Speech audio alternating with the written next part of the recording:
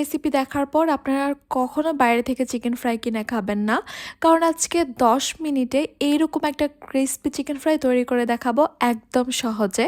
আসসালামু আলাইকুম everyone, welcome to Afsara's mini kitchen.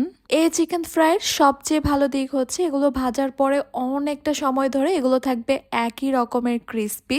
একদমই ঘরোয়া মশলায় এত সহজভাবে তৈরি করার পরেও এই চিকেন ফ্রাইগুলো এত বেশি মজা হবে, আপনারা কিন্তু বাইরের চিকেন ফ্রাইয়ের কথা ভুলেই যাবেন। আজকের চিকেন ফ্রাইগুলো আমি তৈরি করব হাড় ছাড়া মুরগির বুকের মাংস দিয়ে। আপনারা কিন্তু এগুলোকে চাইলে চিকেন ফিঙ্গারও বলতে পারেন। আমি এখানে প্রায় 300 গ্রামের মতো মুরগির বুকের মাংস নিয়ে নিয়েছি, আর এগুলোকে দেখতেই পাচ্ছেন একদম চিকন আর পাতলা করে কেটে নিয়েছি। এখন আমি এখানে দিয়ে দিচ্ছি একটা ডিম, আদা বাটা দিয়ে দিচ্ছি 1 চা চামচ, দিয়ে দিচ্ছি রসুন বাটা 1 চা চামচ, 1 চা চামচ দিয়ে দিচ্ছি টমেটো সস, 1 চা চামচ দিয়ে দিচ্ছি ডার্ক সয়া সস, লাল মরিচের গুঁড়া দিয়ে দিচ্ছি 1/2 চা চামচ, কালো গোলমরিচের গুঁড়া দিয়ে দিব 1/2 চা চামচ, অরিগানো দিয়ে দিব 1/2 চা চামচ। অরিগানোটা যদি আপনাদের বাসায় অ্যাভেলেবেল না থাকে বাদ দিতে পারেন। লবণ দিয়ে দিচ্ছি 1/4 টিস্পুন, 1/4 টিস্পুন দিয়ে দিব টেস্টিং সল্ট। টেস্টিং সল্টটা কিন্তু আপনারা চাইলে অবশ্যই বাদ দিতে পারেন যদি আপনারা পছন্দ না করেন। বাস এই তো, এই একটু মশলা দিলেই হবে, এখানে কিন্তু আর অতিরিক্ত কোনোই মশলা দেওয়ার প্রয়োজন নেই। এখন এই সব কিছুকে একসঙ্গে খুব ভালোভাবে মিশিয়ে নিয়েছি। যেহেতু চিকেনগুলোকে একদমই ম্যারিনেট করব না, তাই এই মিশিয়ে নেওয়ার ব্যাপারটা কিন্তু একটু ভালো করে নিতে হবে। আপনারা কিন্তু চাইলে বা আপনাদের হাতে সময় থাকলে এইভাবে মাখিয়ে ম্যারিনেট করে রেখে দিতে পারেন 30 মিনিটের জন্য।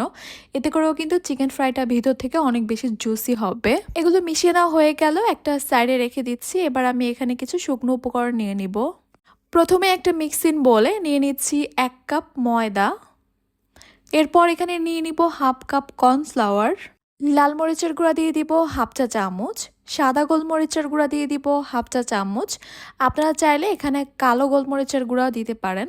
এরপর এখানে দিয়ে দিব আদা গুঁড়া 1/2 চা চামচ, রসুন গুঁড়া 1/2 চা চামচ।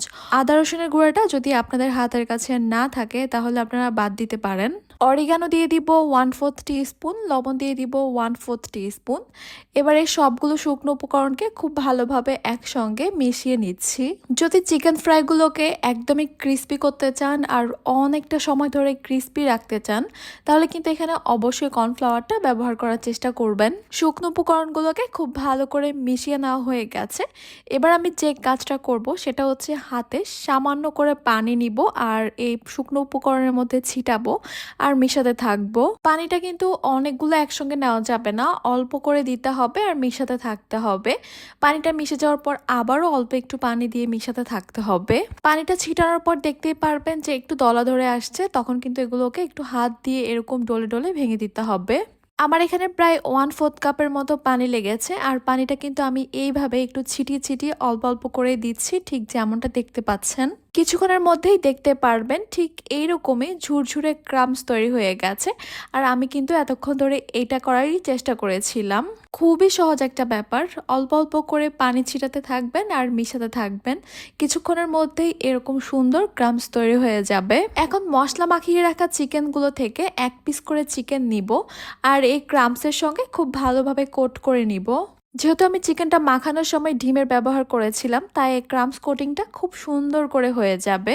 এইভাবে ক্রামস কোটিংটা করার পরই আপনারা হয়তো বুঝে যাবেন যে এই চিকেন ফ্রাইগুলো ঠিক কতটা ক্রিস্পি হতে যাচ্ছে।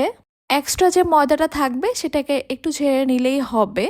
এরপর এগুলোকে আমি ভাজতে চলে যাব। চুলা একটা প্যানে পরিমাণ মতো তেল নিয়ে নিয়েছি, আর তেলটাকে একটু গরম করে নিতে হবে, তবে অতিরিক্ত গরম না। এরপর একে একে চিকেনগুলোকে আমি তেলের মধ্যে দিয়ে দিব। তেলটা যদি অতিরিক্ত গরম থাকে তাহলে কিন্তু উপর থেকে কালারটা চলে আসবে আর ভিতর থেকে হবে না, তাই তেলটা মোটামুটি একটু গরম করে নিতে হবে। আর আমরা সবাই জানি চিকেন হতে কিন্তু খুব একটা বেশি সময় লাগে না, 2-1 মিনিটের মতো এই পাশ থেকে ভাজার পর আমি আবার ওই পাশটা উল্টিয়ে দিব। এই পাশ থেকেও আমি আরও কিছুক্ষণ ভেজে নিব। আর যখন দেখতে পারবেন কালারটা চেঞ্জ হয়ে গেছে অথবা যখন বুঝবেন উপরের ক্রাম্সগুলো একদমই ক্রিস্পি হয়ে গেছে, তখনই বুঝতে হবে এই চিকেন ফ্রাইগুলো ভাজা হয়ে গেছে।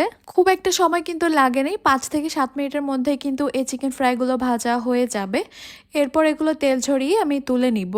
দেখতেই পাচ্ছেন মাশাআল্লাহ এগুলো কত বেশি সুন্দর হয়েছে, দেখেই বোঝা যাচ্ছে এগুলো যে অনেক বেশি ক্রিস্পি হয়েছে।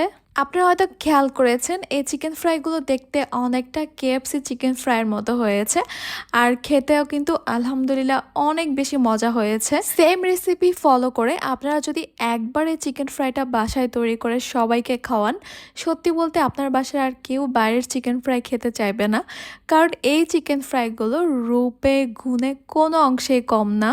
আশা করছি আমার আজকের রেসিপি আপনাদের কাছে খুবই ভালো লেগেছে আর সহজও লেগেছে।